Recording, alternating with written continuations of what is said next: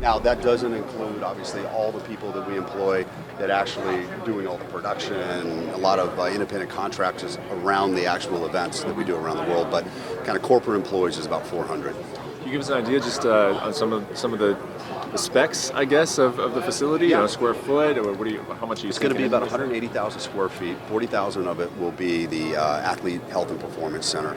As you can see from the model, there's going to be a lot of outdoor space. One of the things that we have evolved into really is a media company, and we're creating a lot of content, doing a lot of things. We want to provide a lot of kind of group work spaces, a lot of think tank spaces, whether it's indoor or outdoor, to kind of foster that creativity so we can continue to raise the bar. You mentioned some of the guys who were up there breaking ground with you, the Hall of Fame. Is that a possibility as well, to have an actual Hall of Fame on the ground? Not on this location. We've talked about a Hall of Fame at some point, but it will probably be at an area that will be more conducive to actually having tourists and fans be able to go through it. I mean, as you can see, this is a building for work, and it's going to be fairly secluded from that standpoint, other than athletes being able to come and go.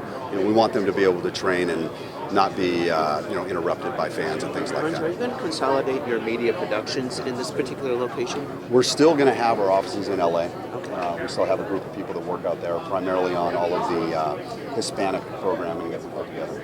We saw some pictures like with Anderson Silva in one of the rooms. Like we're going to have some rooms, some teams rooms. Yeah, we're gonna obviously have various components of the UFC brand throughout the building and throughout the performance center. One of the interesting things that each conference room will be themed around one of the UFC legends or somebody that's in the Hall of Fame. So Anderson Silva, of course, is in that group, and he will have a very cool conference room. Yeah. What is the targeted completion date, and when do you plan to take ownership? I think it's going to take us about 15 months to complete, so that should put us towards the end of February, March of 2016. Is there an estimated cost that you're willing to share? No, we're not going to share that. I joked earlier, we actually don't even know exactly what the cost is going to be yet, but we're not going to make that public, no. Lorenzo, over the years, if there's one thing you thought of recurringly as far as like in the old headquarters, if we just had space to do this, or if we could just do this thing in the old headquarters, is there one thing that always came up that you think of now you'd be able to do in the new space? Look, the biggest thing for me is just first having enough space. I mean, right now we've got people literally on top of each other and in buildings separated all throughout where we exist in that area where we are right now. So it makes it very difficult to even get together for a meeting, or if you want to get together on the spur of the moment or you have an idea. So having everyone under one roof is just a big accomplishment just in general. Then the other thing is creating these collaborative spaces where people, a lot of what you would see in maybe an office in Silicon Valley with a lot of startups where, people are just getting together in a think tank to come up with new ideas and things like that, as well as I love the idea, especially on days like today, being able to go outdoors and have meetings outdoors or spend some time outdoors just to get out of an office, which sometimes can, make life a little bit mundane. Let's say you're maybe in a bidding war with a new recruit, maybe a Olympic gold medal wrestler or something like that. How much of a factor do you think this facility is going to be in his decision to maybe sign with the UFC over another company? Well, I think this and everything else that we do for our athletes, the way that they're treated when they come to an event on site, they're treated like professional athletes, and then having this resource, we're hoping that could tip the scales in our favor in trying to sign a new athlete. I've heard Dana say before that your father had advised you against buying the UFC. If he could see this day today, what do you think he would say? I think he'd be pretty proud. I know that. He originally said that because, like many people, he just didn't understand what we were doing or what our vision was or what we wanted to turn the UFC into. All he understood is what the prior UFC represented and what it was. But I will tell you that, within about a year or two of seeing what we were doing, he became our biggest fan and was very proud of what we eventually built. So square footage do you have at the Sahara It's about 20,000 feet. It sounded like you addressed it earlier, but I couldn't hear the answer. Bringing all the Ultimate Fighters and that thing produced on site here at the new office? Not in phase one. We actually have a master plan where you actually see the back of it with the row of trees. This master plan to build a production facility, which we may get to over time, and there we would actually do all the reality shows and Ultimate Fighters on site. Have you thought about what you do with the old facility? I mean, I know it's just an old rundown warehouse, but it's also got a lot of history there. It does have a lot of history. That's interesting. It's kind of cool that it's in a nondescript location. People don't really know it exists, but eventually that lease will run out and we'll probably build something here.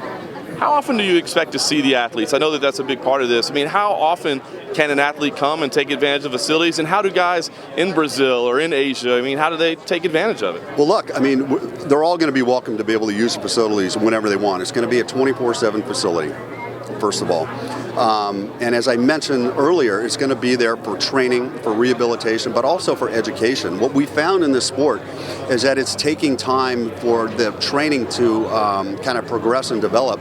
When you look at other sports, and you take NFL for example, 30 years ago they were still putting on pads on Monday, Tuesday, Wednesday and banging on each other until they figured out that if they did that, they couldn't actually compete on Sunday.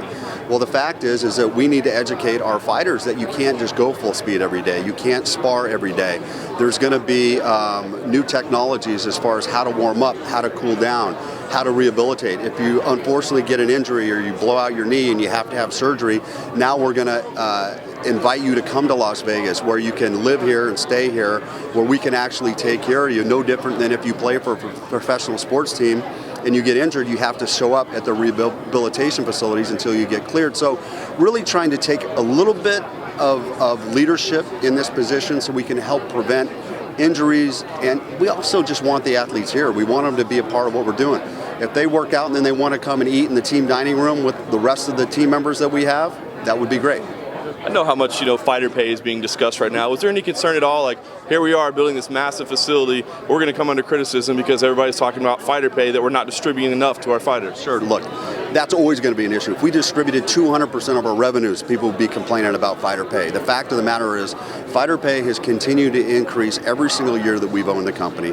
We pay way more than anybody else in this space. That's a factor. And you do have some fighters that maybe aren't happy with what they get, but at the end of the day, the fighters that achieve great things in this sport and get to the level actually being able to make a career out of it, you don't see many of those athletes complaining.